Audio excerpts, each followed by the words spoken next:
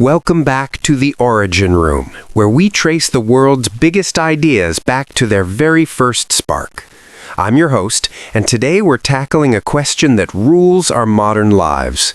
Who invented the first clock? Before we had minutes and seconds, we had the sun. Around 3500 BC, the ancient Egyptians created the sundial. By watching the shadow cast by a giant stick, or obelisk, they could track the path of the sun. It was brilliant, but it had one major flaw.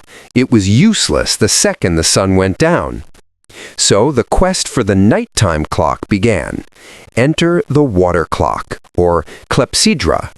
By letting water drip steadily from one marked container to another, the Greeks and Romans could measure time 24/7. It was the high-tech of the ancient world. Fast forward to the 13th century. This is where things get mechanical. In medieval Europe, the first large-scale mechanical clocks appeared in church towers.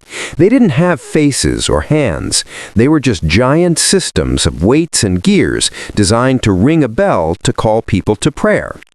It wasn't until 1656 that the Dutch scientist Christian Huygens invented the pendulum clock. This changed everything.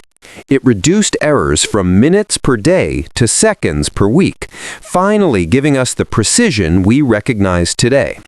From sun shadows to church bells to the digital pulses on your wrist, timekeeping has come a long way. Thanks for joining us here at the Origin Room. If you loved this deep dive, hit that subscribe button, give us a like, and tell us in the comments, what's the one piece of history you've always wanted us to uncover? See you next time.